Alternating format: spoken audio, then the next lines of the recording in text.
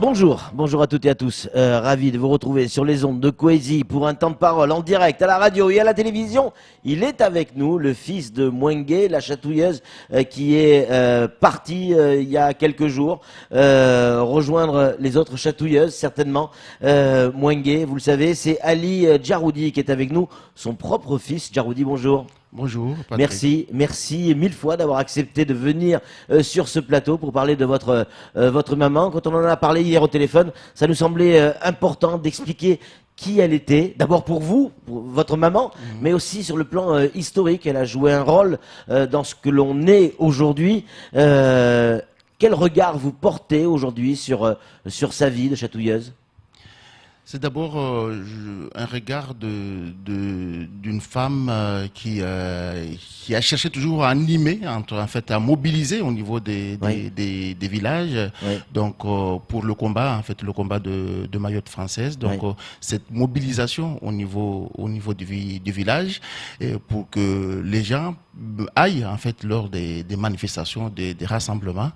Et c'est ça. Elle avait cette image et cette réputation d'avoir la capacité de rassembler du monde, de mobiliser effectivement du monde pour aller manifester. Mais elle n'était pas forcément au premier rang de la manifestation.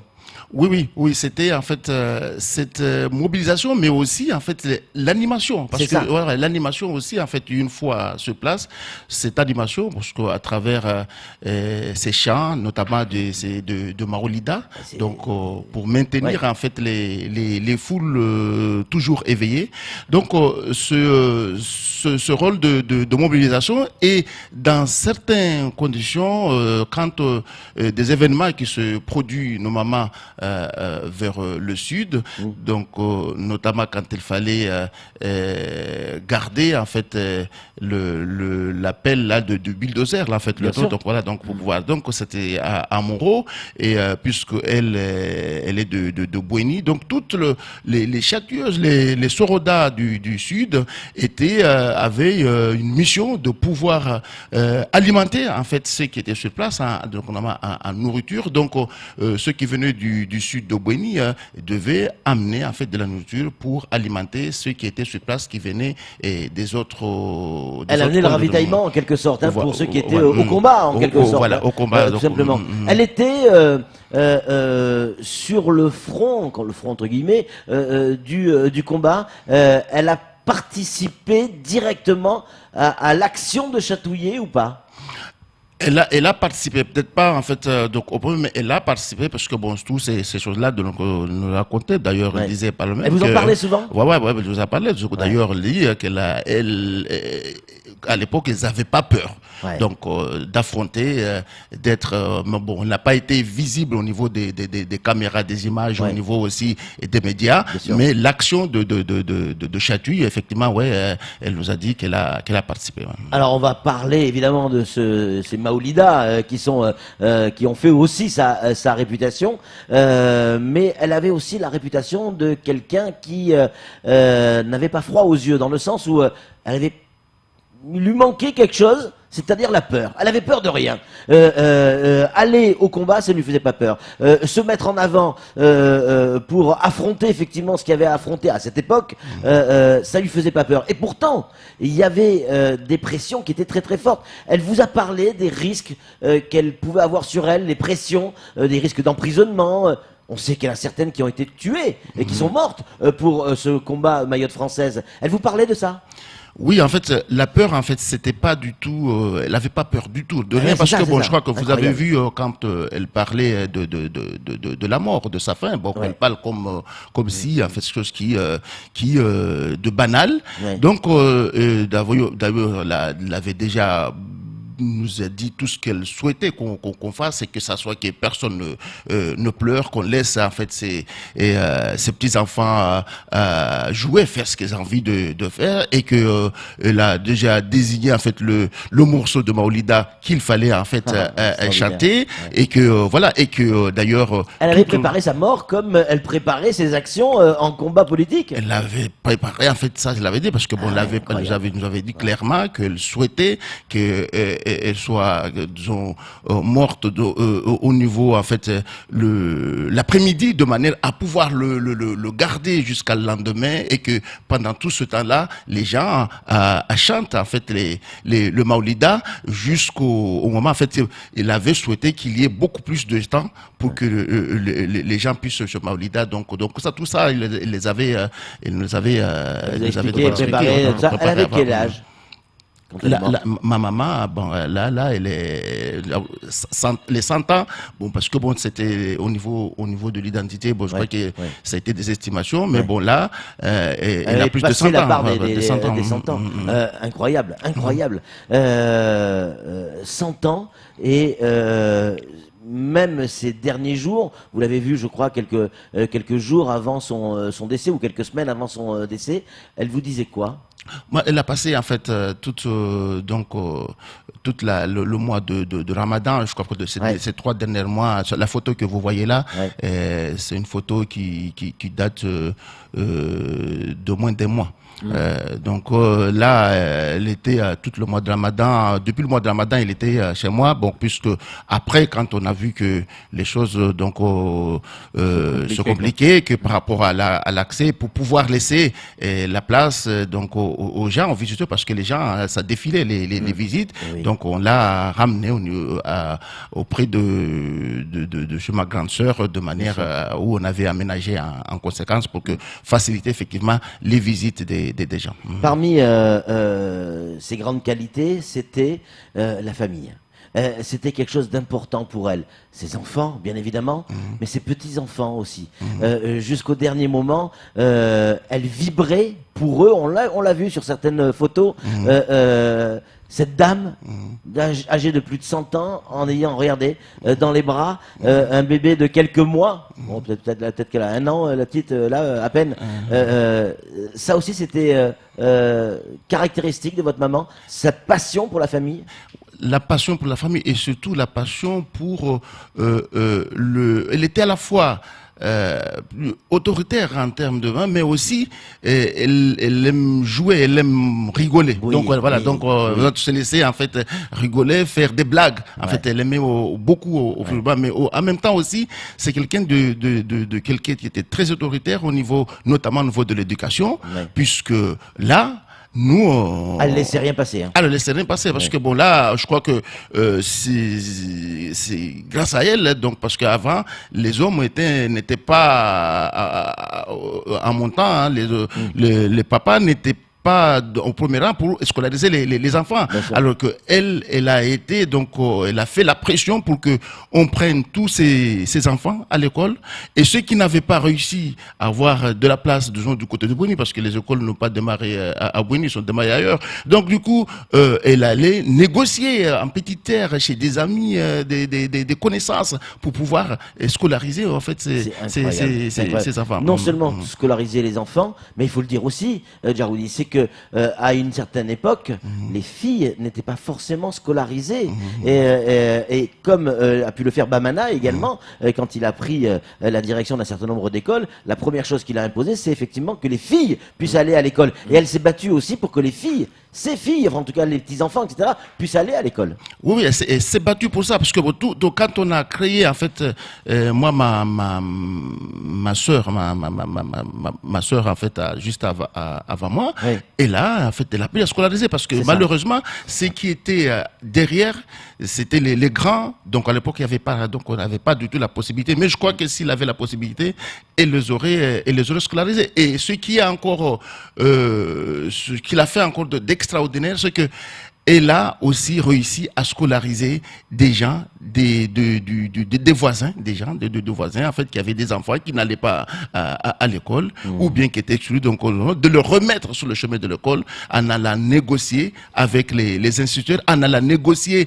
avec les parents, de ces jeunes-là. Et des fois, quand des Farad faisaient de la résistance, moi j'en ai vu, donc elle en avait pris certains pour rester chez elle et de pouvoir continuer à garder le chemin de l'école. Incroyable. Une force de caractère extraordinaire. Elle va manquer à Mayotte, ça c'est certain. Kamarboura, une question pour Roger. Alors, est-ce que malgré, parce qu'on le sait que, on va le dire, parmi les Soroda, ses amis d'à l'époque, la plupart n'ont pas pu voir et jubiler Mayotte française avec un département. Elle l'a vu, elle a connu ce département. Est-ce qu'elle regrettait ces dernières heures, est-ce qu'elle regrettait de notre Mayotte d'aujourd'hui, ce qu'on devient, parce qu'on, voilà, peut-être qu'elle a voulu que Mayotte soit française aujourd'hui, mais est-ce qu'elle regrettait quand même en se disant, c'est pas la société que j'aurais aimé vous laisser, en tout cas vous, mes enfants? Je crois pas. Elle n'a pas exprimé en fait un regret, mais bon, je crois qu'elle a plutôt veut aller en fait que les choses aillent encore plus loin. Donc, je crois que c'est plutôt un sentiment en fait d'inachevé, en fait qu'elle a beaucoup, en fait qu'elle a exprimé. Mais bon, le regret de là où on est arrivé, donc elle n'a pas exprimé en fait un regret, mais elle aurait aimé que les choses aillent plus loin et que voilà le développement aille plus loin et que voilà notamment quelque chose en fait qu'elle a, donc ceux qui ont mené ce combat-là et puissent avoir un vue beaucoup plus meilleur que ce que sont aujourd'hui. Mais sinon, de reggae, non, on n'a pas pu en fait, mais que le jeu aille plus loin. Ouais. Est-ce qu'elle vous parle est-ce qu'elle vous parlait, pardon, de ce qu'est aujourd'hui Mayotte, ce qu'est devenu Mayotte, ce 101e département qui faisait partie des premières revendications de votre maman, clairement. Est-ce qu'elle était satisfaite de ce qui est devenu Mayotte ou il y avait des choses qui n'allaient pas? Est-ce qu'elle en parlait? Elle en parlait en fait satisfait de là où on arrivait au niveau du département, oui. Mais bon, comme je vous l'ai dit là, c'est que ce côté-là où les gens, en fait, notamment au niveau des prestations, en fait, que les prestations, notamment les prestations sociales, qui sont pas en fait allées, donc eux, en fait, senti un peu ce côté-là où ils n'ont pas bénéficier en fait réellement des retombées sociales. Mais sinon non en fait ce côté-là il n'a pas trop parlé à part ce que je vous dis là. Djaroudi, on l'appelle Mouengue, on l'appelait, mais on continuera à l'appeler Mouengue.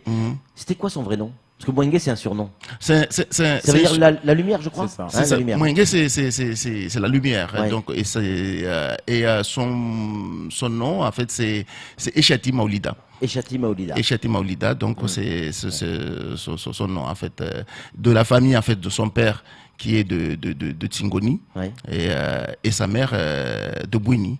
Donc voilà, donc on a de la famille à la fois à Bouini et à Tsingoni, en fait des frères et sœurs à Tsingoni et des frères, des sœurs surtout à Bouini, c'était plutôt des sœurs, donc elle a 3 sœurs. Vous avez quel âge, Djaroudi, si c'est pas indiscret?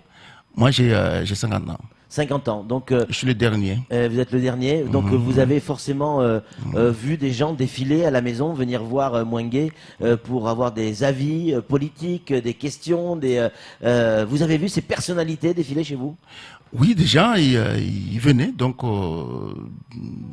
déjà pour le voir, en fait, mais aussi pour prendre des conseils. Donc, c'était un fundi, hein, au moment, le fundi Maoulida, les gens qui viennent jusqu'à la dernière avant sa disparition, donc les gens venaient toujours vouloir apprendre le Maoulida. Donc, et ça, ce qui est extraordinaire, c'est que ce Maoulida, tous ces morceaux de Maoulida, il le connaît par cœur. Donc les gens venaient avec leur cahier. Elle avait toute sa tête jusqu'à la fin? Toute sa tête jusqu'à la fin. Donc je crois elle allait en fait ces 3 derniers mois, c'est là où elle a pas pu aller au Maoulida, au Chengue. Donc c'est ces 3 derniers mois. Donc mais sinon. Mais d'où ça lui vient cette passion pour le Maoulida Chengue? Ça a toujours été, vous l'avez toujours connu comme ça? Alors moi j'ai baigné dedans parce que mon père aussi, en fait, je crois que mon père aussi, c'était un grand fondi de Maoulida. Donc je me suis vu baigner en fait dans ce Maoulida depuis ma naissance. Je crois que c'est pas moi-même mes frères d'avant et mes sœurs. Donc moi j'ai retrouvé en fait cette passion là, cette animation en fait de Maoulida à la maison. donc je crois que je l'ai observé comme ça. Je vous dis l'origine, mais je crois que c'est mon père était beaucoup en fait un grand fondu de Maolida. Je crois que ça venait aussi de mon père. Et Djaroudi, sous forme de conclusion ou presque, on va donner la parole à Camara pour la conclusion, mais quelle image vous allez retenir, s'il y en avait une, je sais que c'est compliqué comme question, mais s'il y en avait une image de votre maman, ça serait laquelle? Si vous deviez retenir une image, la décrire en un mot ou une phrase, ça serait quoi? Moi, c'est ce côté, en fait, sa générosité. Ouais. Donc, de vouloir toujours aider, en fait, aider l'autre, parce que moi, je crois que je voyais quand je l'amenais en véhicule, Ouais. et puis bon, j'avais pas le droit, il fallait que ma voiture soit pleine, donc que je ramasse tout le monde. Voilà, donc, et là, voilà, donc ça, cette volonté, en fait, c'est donc de vouloir aider. Et cette générosité, en fait, donc c'est ce côté-là que je retiens, en fait, donc toujours être au service de l'autre et de l'autre. Que c'est beau. Camara, allez, en conclusion. Alors, c'est vrai que elle nous en reste pas beaucoup, malheureusement, de cette dame, de ces combattantes. Est-ce que vous avez le sentiment, j'ai redit qu'aujourd'hui, la société, en tout cas Mayotte, arrive à rendre hommage à ces combattantes? Suffisamment. Alors, non, je crois qu'ils doivent. C'est pas suffisant. C'est pas suffisant. Je crois que ce côté-là, en fait, je crois qu'elle a pu, si elle-même, je crois que le travail de mobilisation, les gens qui sont venus en fait à son enterrement, tout ça, je crois que c'est même qu'elle a fait elle-même qu'elle a fait la publicité. Donc à travers les Maolida, donc tout ça, il avait en fait alerté les Maolida. Donc quand les gens quand on a annoncé en fait son décès, et bien les gens donc ont laissé tout le monde pour pouvoir en fait. Mais je crois que de l'autre côté, au niveau peut-être de politique, ce côté-là, en fait, je crois qu'il y a pas, c'est pas suffisant. Je crois que pas uniquement pour elle, mais pour les autres aussi, de manière en fait qu'il y ait une mobilisation à pouvoir en fait honorer un peu le mémoire ou le travail en fait de ces personnes-là. Je crois qu'il y en a pas assez. Donc si elle n'a fait pas sa publicité elle-même, je crois, serait peut-être passé inaperçu. Ouais. Cette femme extraordinaire, Mwengue, qui est partie il y a quelques jours, certainement, je le disais en introduction, rejoindre les autres chatouilleuses. Elles doivent bien rigoler là-haut. Ouais, donc Elles doivent bien rigoler. Elle a dû arriver, leur faire quelques blagues en arrivant déjà. Je crois qu'elle a, en tout cas, il a savouré la prestation de toutes les Maolida de Mayotte, et nous, la famille, en fait, on remercie en fait tous ces gens-là, tous ceux qui sont déplacés, ceux qui n'ont pas pu en fait se déplacer, et les Maolida qui sont venus et qui ont rendu hommage, qui ont chanté comme elle le souhaitait, pour son dernier au revoir. Ouais. On aurait aimé la connaître plus, la connaître mieux, et là c'est un vœu personnel, j'aurais aimé moi la connaître bien mieux pour entendre tout ce qu'elle avait à nous raconter, même si on la connaissait pas très bien. Toute la rédaction de Kwesi avait envie de lui dire merci, tout simplement, un vrai merci. Merci. Après, juste un peu pour dire aussi que c'était un multi en fait fonction. Il avait plusieurs activités, Il a commencé par, il a fait de la boulangerie, de l'artisanat, de la poterie, et donc de la culture. Donc ça c'était une femme qui avait en fait multiples activités, etc. Djaroudi, merci d'être venu sur ce plateau, de nous avoir parlé de votre maman, l'une des dernières combattantes pour Mayotte française. J'en ai des frissons. Allez, c'est tout pour ce temps de parole. Tout de suite, la suite de nos programmes.